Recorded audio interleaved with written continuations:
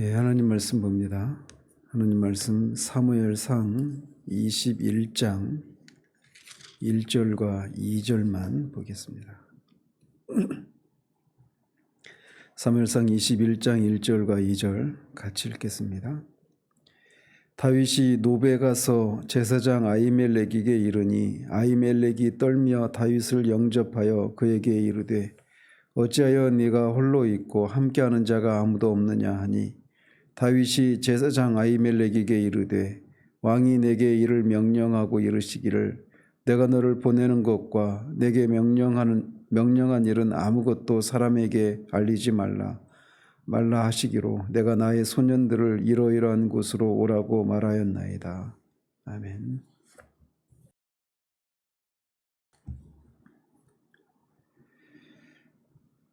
예, 어제는 요나단과 이제 마지막으로 이렇게 헤어지고 본격적인 그런 도피 생활을 시작하게 된 장면을 살폈고, 이 21장부터 이제 실제적으로 다윗이 이제 이곳저곳 정처 없이 도망쳐야 되는 그런 도망자의 생활에 들어가기 시작합니다.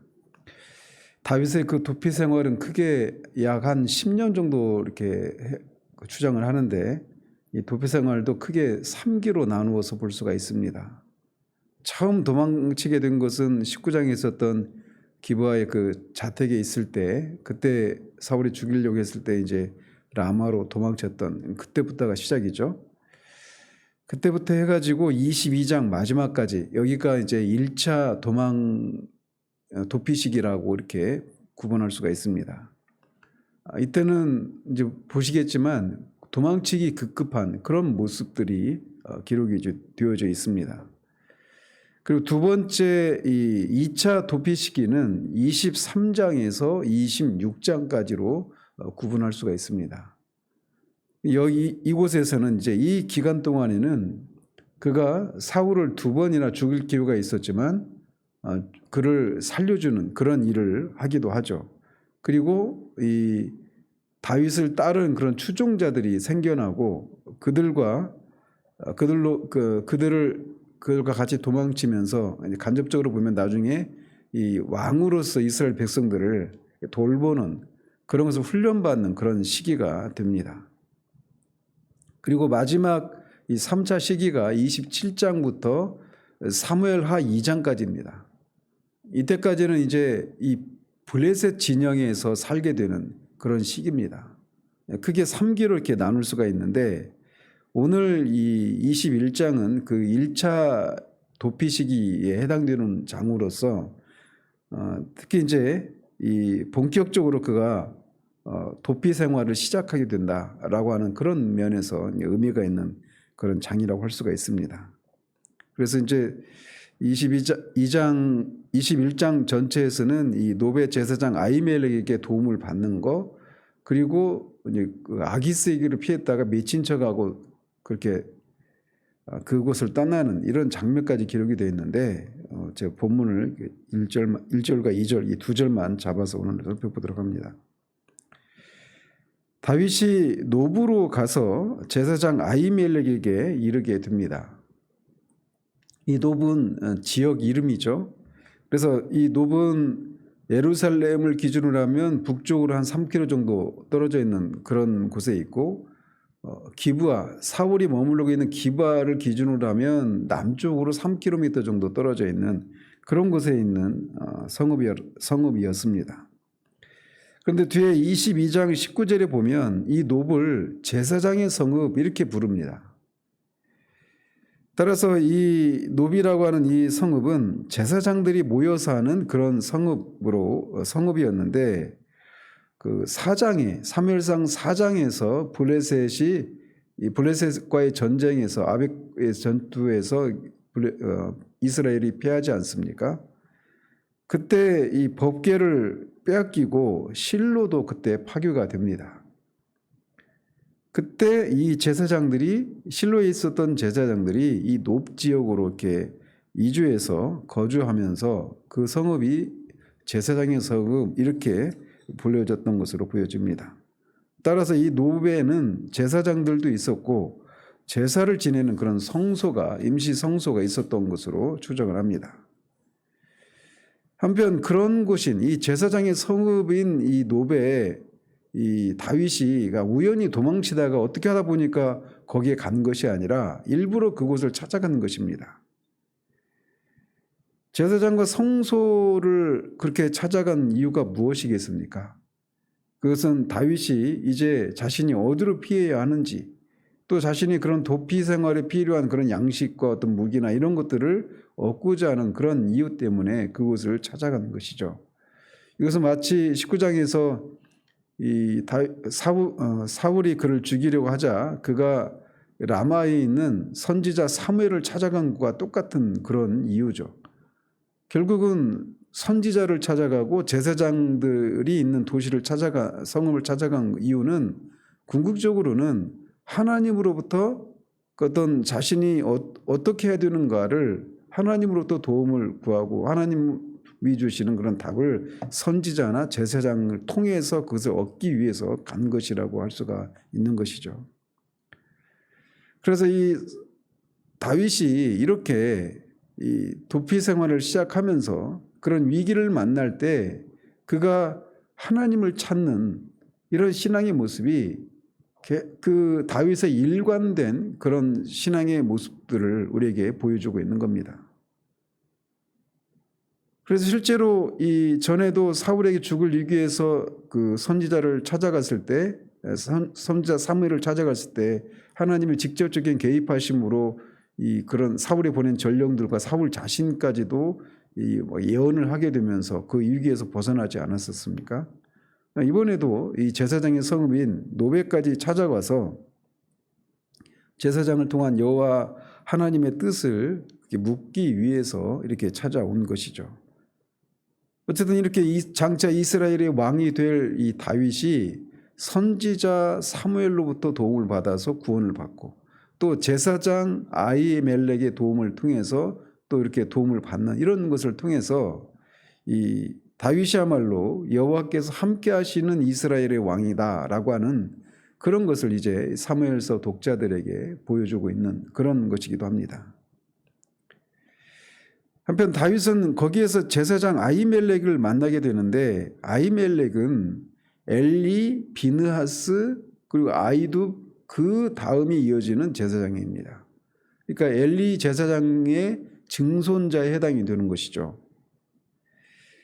그래서 이 아히멜렉이 엘리 대제사장의 이 증손자에 해당되는 사람으로 학자들은 이 사람이 앞에 14장 3절에 나왔던 이 사울이 블레셋과의 전쟁에서 아히야라고 하는 제사장을 동반해서 가지 않습니까? 거기서 언급된 아히야다, 이렇게 아히야와 동일 인물이다 이렇게 보기도 하고 또는 아히야의 이 형제다 이렇게 추정하기도 합니다. 어쨌든 이 아히멜렉은 이 당시 대제사장이었던 사람입니다.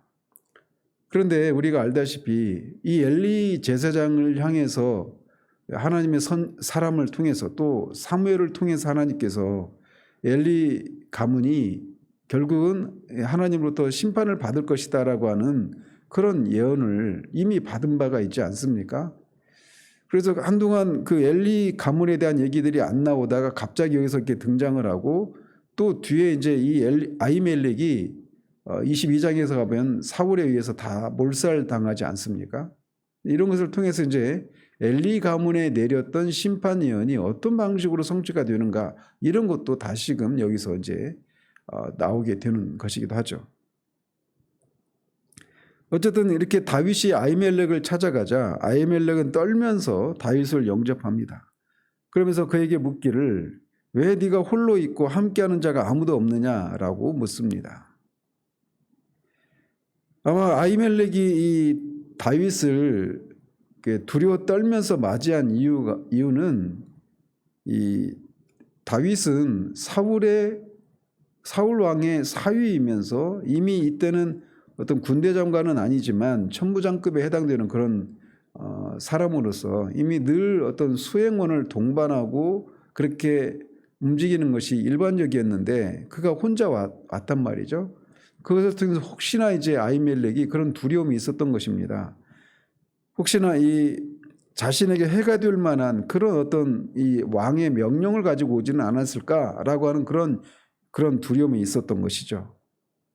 물론 이제 이 아히멜렉이 주장한 것과는 다른 이유로 이제 아히멜렉이 죽게 되는데, 이 두려워 떨게 되는 이런 것도 이제 어떤 이 그에게 임할 어떤 여호와의 엘리 가문에 임할 그 하나님의 심판에 대한 것을 이렇게 암시하는 그런 효과도 있는 것입니다.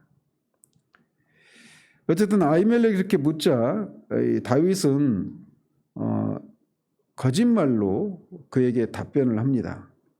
즉 왕이 자신에게 비밀스럽게 어떤 명령을 내렸는데 그 임무를 수행할 때 아무에게도 그 명령에 대한 얘기를 하지 말라라고 말을 했기 때문에 혼자 왔다. 그리고 이 자신의 소년들, 자신의 수행원들이 이제 이런저런 곳에서 만나기로 했다. 거기로 오라고 그렇게 명령을 해서 지금은 내가 혼자 여기 왔다. 이렇게 말을 하고 있는 겁니다. 그래서 왕이 자신에게 비밀스러운 명령을 맡겼다, 임무를 맡겼다라고 하는 것은 거짓말이고, 이 다윗이 지금 당장 이 눈앞에는 혼자 있지만 예수님께서도 이 다윗과 그와 함께한 사람들이 진설병을 먹지 않았느냐, 이 안식일 규정을 어긴 것에 대해서 이렇게 반박하실 때 그런 얘기를 꺼내지 않으십니까? 그래서 그 얘기를 봤을 때, 그리고 뒤에 보면 실제적으로 이제 다윗이 혼자가 아니라고 하는 것이 뒤에 나온 것을 통해서 앞에 대답은 사울 왕이 비밀스럽게 임무를 맡겼다라고 하는 것은 거짓말이고, 뒤에 있는 말은 어떤 진실을 담고 그렇게 대답을 했던 것이죠. 한편 이 아히멜렉은 사울과 다윗 사이에 있었던 이 최근의 사건들을 알지 못했던 것으로 보여집니다. 따라서 다윗은 그에게 사울로부터 도망쳤다라고 하는 얘기를 말하지 않았던 것이죠. 왜냐하면 그 사실을 말하게 되면 이 왕의 보복을 두려워해서 아히멜렉이 자신에게 도움을 주지 않을까라고 하는 그런 염려 때문에 그런 거짓말을 하게 된 것이라고 보여집니다. 따라서 다윗이 거짓말을 한 것은 일종의 두려움의 그런 발로라고 할 수가 있습니다. 아무튼 다윗의 이 거짓말이 나중에 이제 이 말씀드린 것처럼 이 아히멜렉뿐만 아니라 80여 명의 이 제사장 가문이 다 몰살을 당합니다. 거기서 이제 한 명만 살아서 다윗을 찾아오게 되는데, 그 일을 나 때문에 그런 일이 일어났다라고 이렇게 후회하면서 침통하게 그렇게 고백하는 그런 일이 이제 뒤에 기록이 되어져 있습니다.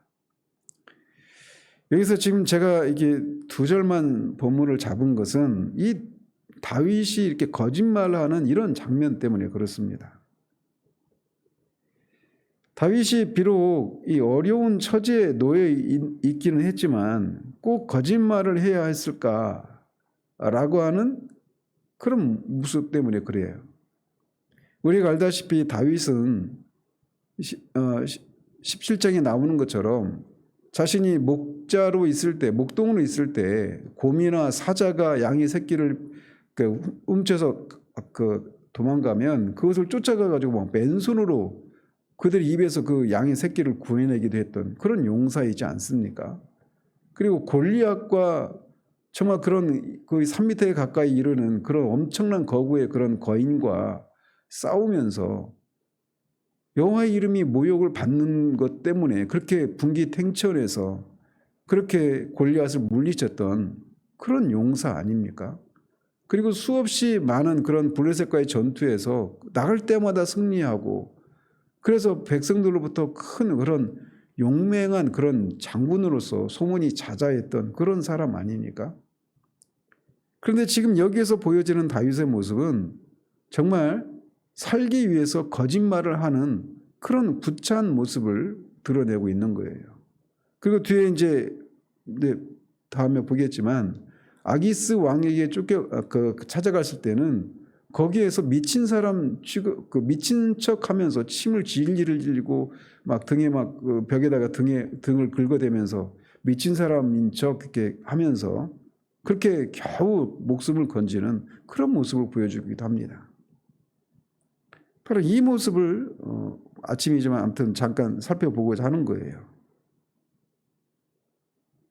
그래서 인간적인 면에서 보자면 이 거짓말을 하고 미친 사람인 척 그렇게 막 연기를 하는, 그렇게 해서라도 어떤 그 위기를 모면하고 목숨을 건지고자 하는 이런 다윗의 모습과 앞에서 기록되었던 그런 용맹한 그런 하나님의 이름을, 하나님의 영광을 위한 그런 열심 때문에 자기의 생명까지도 돌보지 않고 그렇게 나섰던 믿음의 이 용사인 다윗의 모습과는 너무 상반된 그런 모습을 보여주고 있단 말이죠.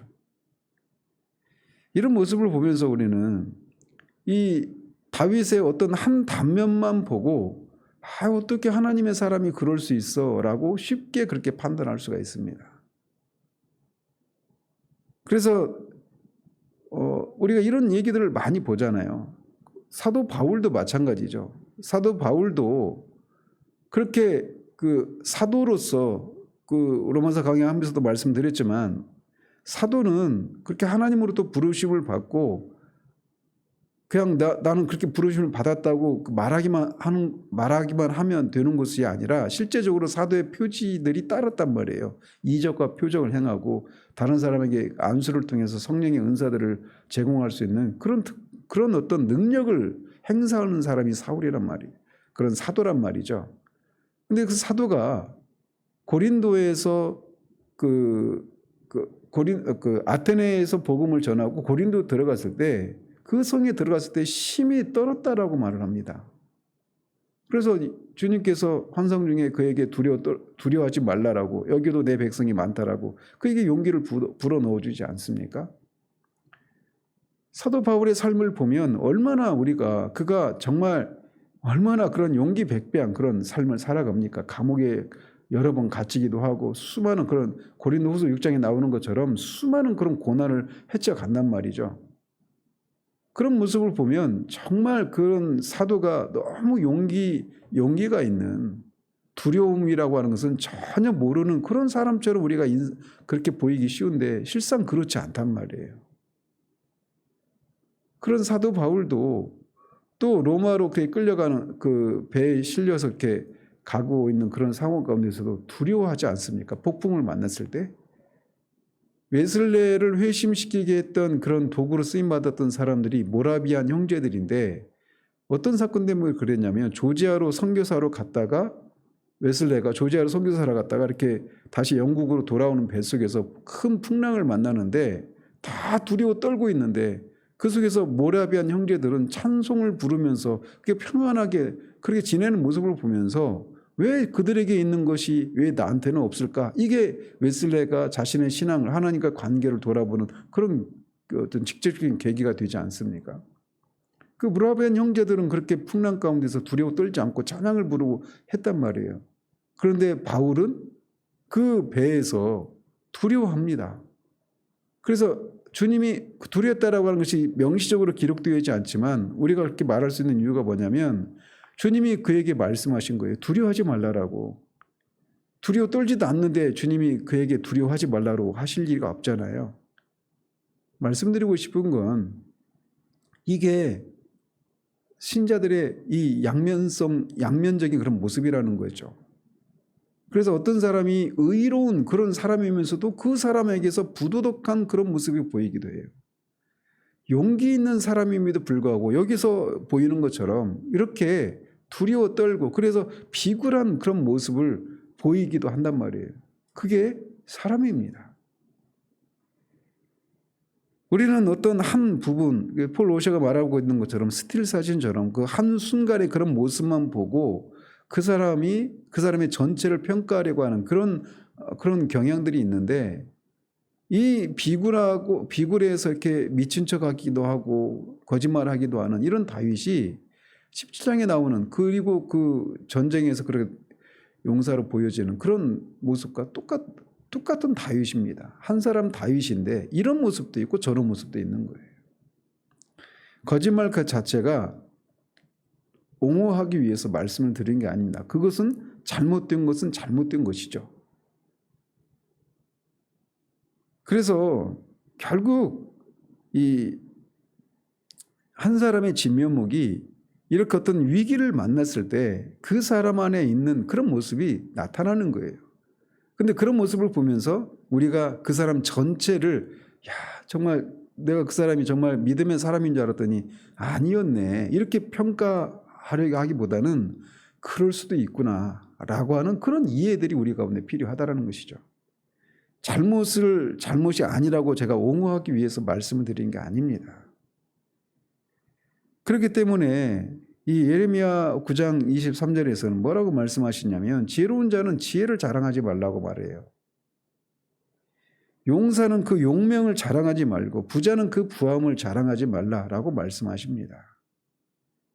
즉 자신이 다윗의 입장에서 보면 내가 전날에 하나님의 그런 도우심을 힘입어서 그런 용기 백배해서 곰을 죽이기도 하고 사자를 죽이기도 하고 이 그 곰과 사자보다 더 위험한 그런 골리앗을 죽이기도 하고 또 사무엘에게 피했을 때 하나님의 직접적인 개입하심을 통해서 그런 위기에서 도움을 경험하지 않았는가라고 하면서 내가 이런 사람이야 라고 하는 그런 내 자신의 경험을 의지하는 것이 아니라 이런 연약한 모습을 통해서 그가 정말 여호와 하나님만을 내가 의지하고 여호와 하나님만을 자랑해야 되는 사람이구나라고 하는 것을 이런 실패를 통해서 그가 배우게 되는 겁니다.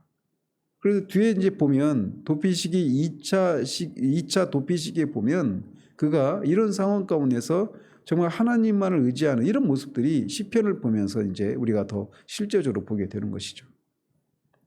그래서 사도 바울도 고린도후서 6장에서 그런 양면성에 대해서 얘기하는 거예요. 우리가 무명한 자 같으나 유명하고 모든 것을 아무것도 가진 것 같지 않지만 모든 것을 가진 자고 정말 그 가난한 자 같지만 모든 사람을 부하게 하는 약함과 그 영광과 욕됨을 같이 가지고 있는 그런 사람이라고 말을 하고 있는 겁니다.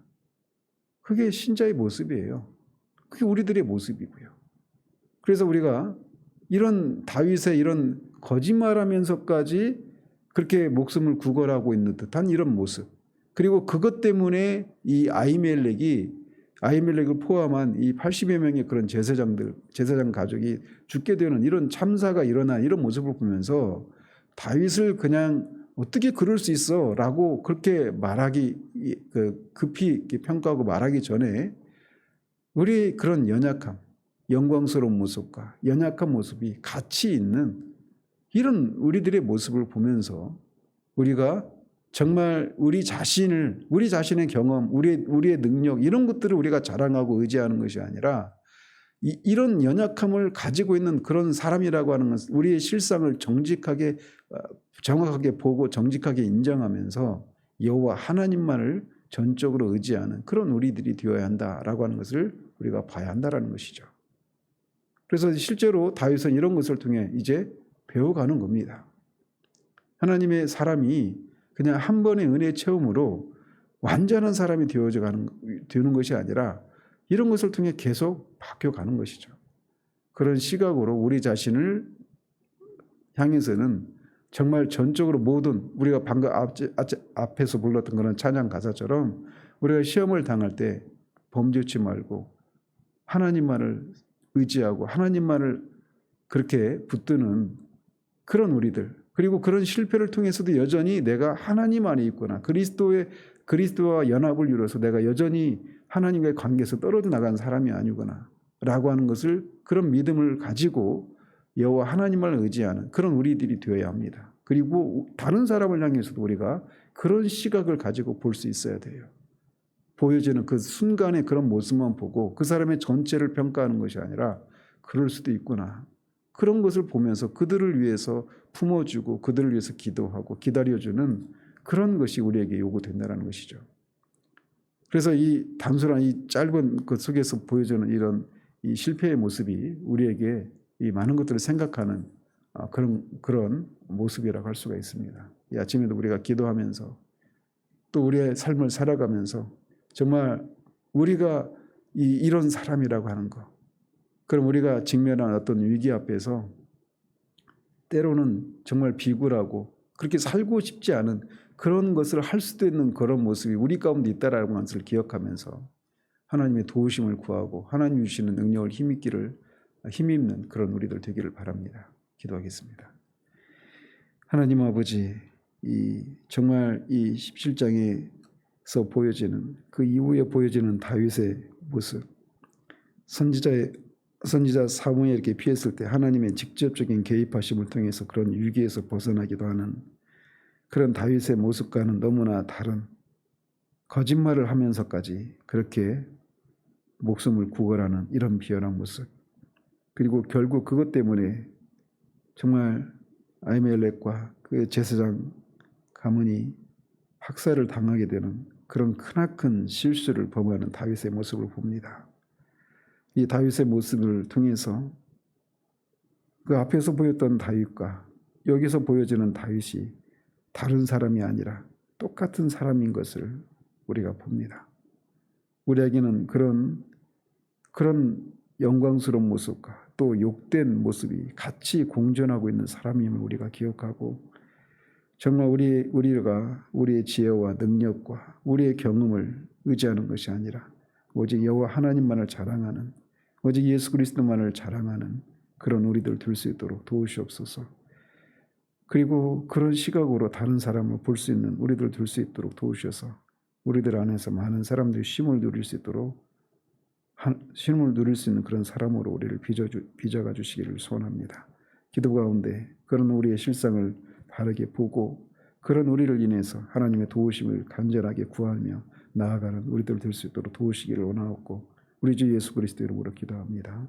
아멘.